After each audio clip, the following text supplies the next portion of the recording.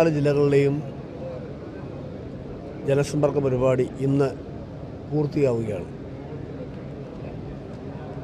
കേരളത്തിൻ്റെ മാത്രമല്ല, ഇന്ത്യയുടെ സമീപകാല ചരിത്രത്തിലെ അഭൂതപൂർവമായ ഒരു സംഭവമാണ് ഈ ജനസമ്പർക്ക പരിപാടി.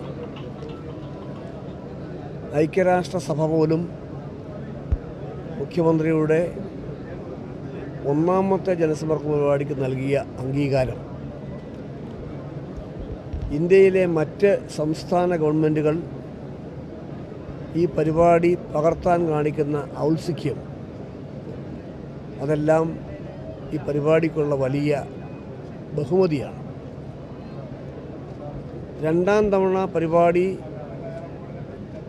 കുറേ നിയന്ത്രണങ്ങൾ ഏർപ്പെടുത്തിയാണ് ആരംഭിച്ചതെങ്കിലും ആ നിയന്ത്രണങ്ങളെല്ലാം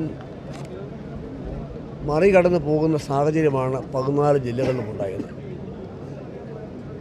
പല ജില്ലകളിലും രാവിലെ 8 മണിക്ക് ആരംഭിച്ച പരിപാടി സമാപിച്ചത് വെളുപ്പിന് 2 മണിക്കും 3 മണിക്കും 4 മണിക്കുമാണ്.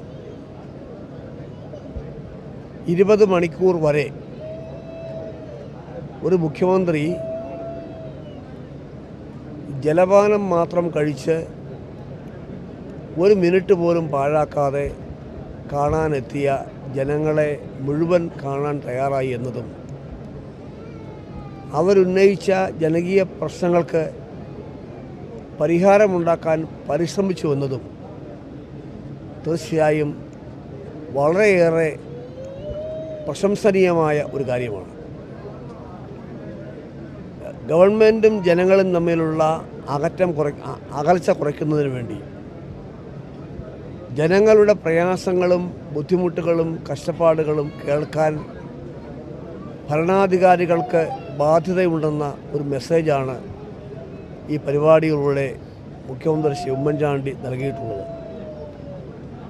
ഇതിലൂടെ നിരവധി ചട്ടങ്ങൾ മാറ്റിയെഴുതപ്പെട്ടു, നിരവധി ഉത്തരങ്ങൾ തിരുത്തപ്പെട്ടു.